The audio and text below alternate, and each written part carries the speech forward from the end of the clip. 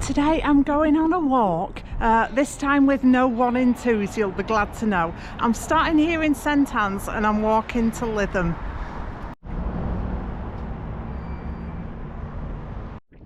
And I'm starting here right outside St Annes Pier.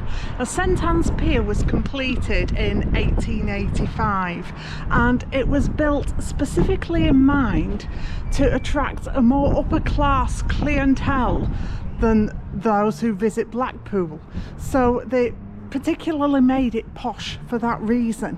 And indeed, St Annes was a planned town. It doesn't exist in nature.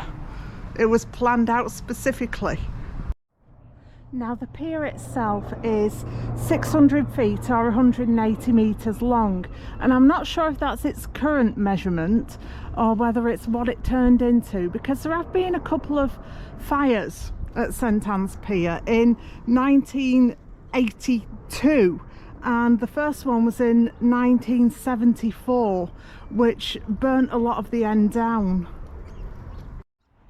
Yeah, my granny and granddad were there on that night in 1974 actually.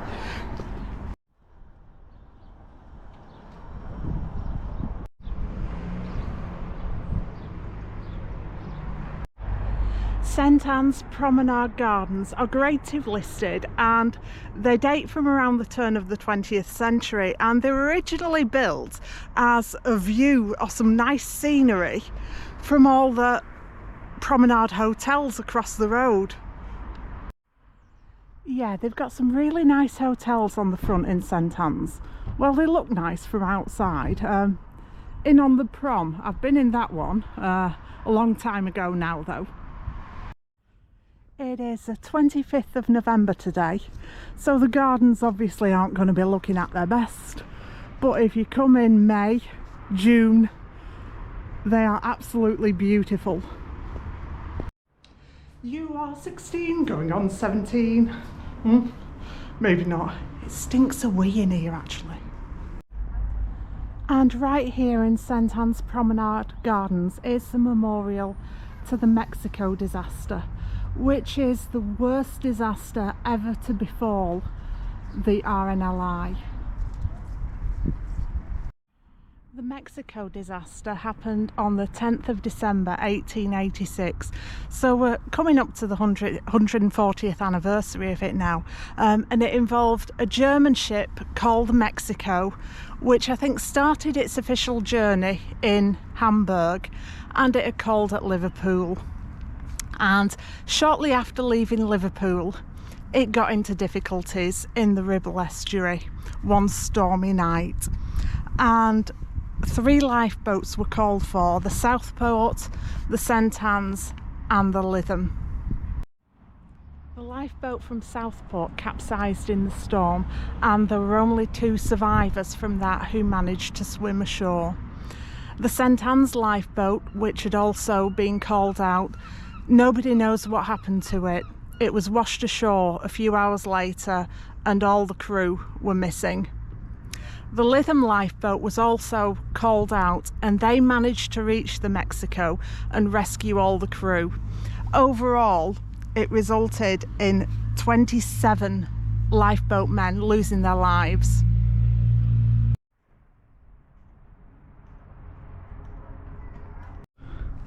As I've said, December isn't really the time to fully appreciate St Annes Promenade Gardens at their best, but I just could not let this sunny day go past without missing the chance for this walk.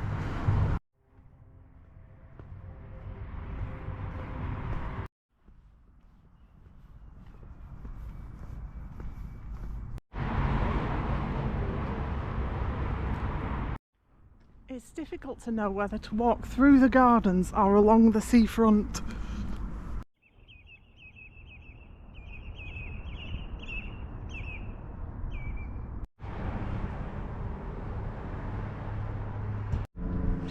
And they've got a little train cafe. I think they only do takeaway now though, I'm not sure. I was just looking at that construction behind me. What's it supposed to be? I'm trying to remember. Is it one of those trampoline things in summer?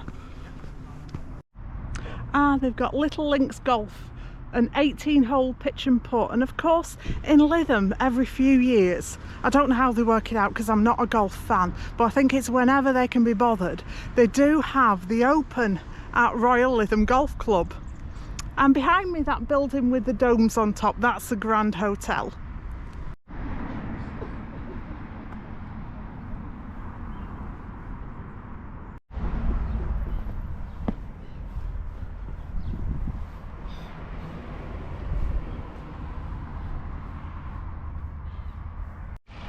I thought I could get through this bit, but it's sending me up here again.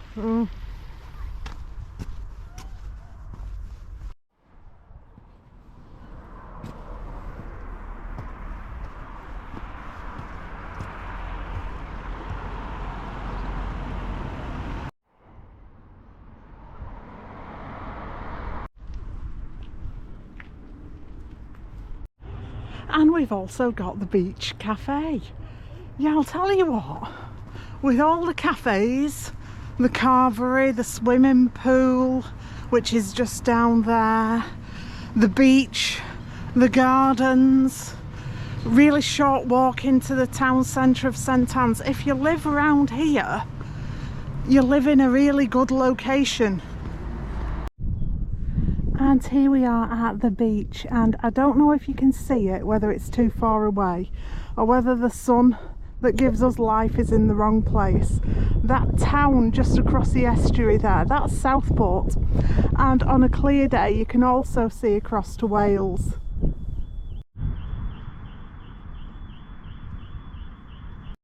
And I thought about walking along the beach, but of course it's much easier to walk on a paved road, and sometimes people who aren't local, they ask, well, Lytham St Anne's, what's the difference between Lytham and St Anne's? And the answer is about 4 miles. So yeah, Lytham and St Anne's are two distinct towns united by a postcode.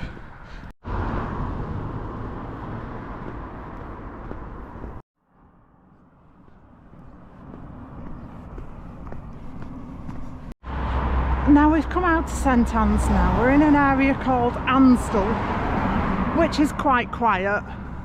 And this house here is where George Formby lived. Now George Formby, like all the best people, was born in Wigan. He was born in 1904, and initially he trained as a jockey until he acquired a banjolele, and from then he became an entertainer on the stage. And apparently Her late Majesty Queen Elizabeth II was a huge fan of his. And the big building here is AKS School, formed of an amalgamation between King Edward's School, which was built in 1908, its neighbouring Queen Mary School, which was built in 1930, and Arnold's School from Blackpool. Famous former pupils of King Edward's School include Steve Barclay, the MP, is he still an MP? I don't know, and Frank Duckworth, who was famous for developing the Duckworth-Lewis method, which is how you decide who's won after a rain delay in a game of cricket. I think you have to be either Duckworth or Lewis to understand how it works though.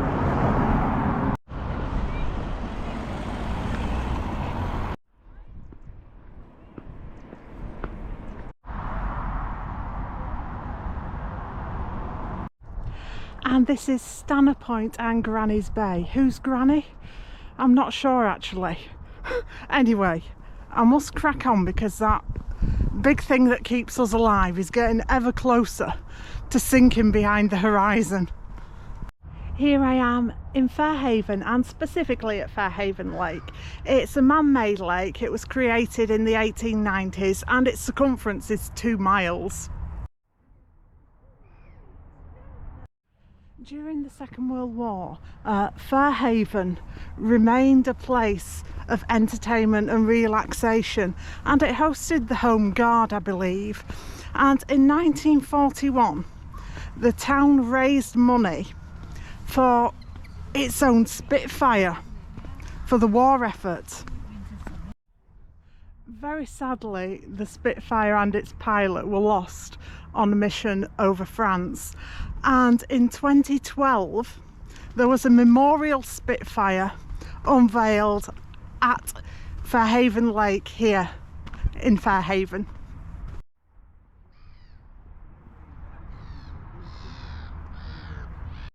I really recommend coming to Fairhaven Lake if you ever get a chance, and if you like birds like I do.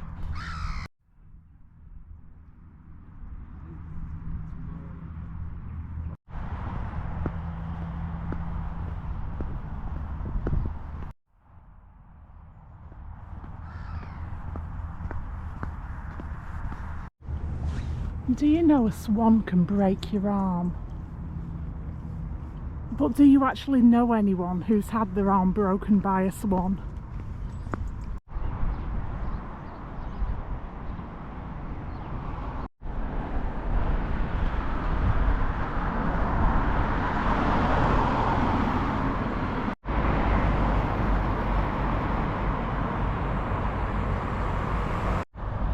He's just been cutting that grass.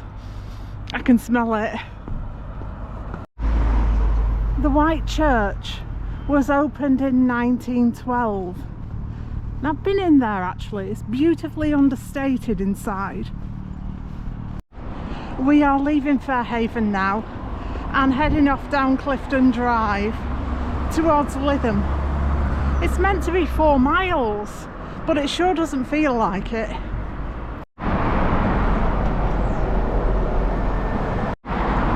It's a long straight road with not a lot happening. It'll open out soon.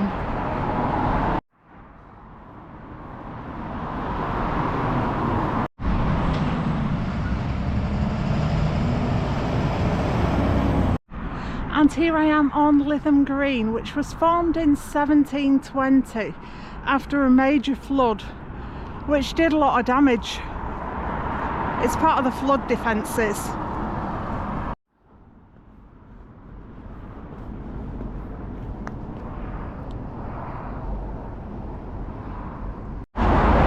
It's on Lytham Green where they have Lytham Music Festival every summer when they don't cancel it on the day due to bad weather.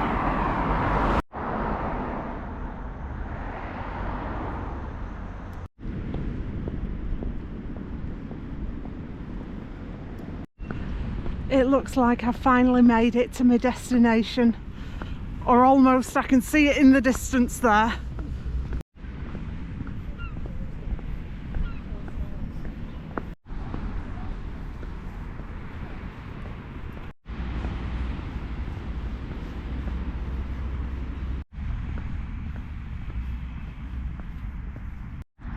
And I've made it to my destination, Lytham Windmill, which I always thought was purely ornamental. I've always been told that, but it was actually a real windmill built in 1819.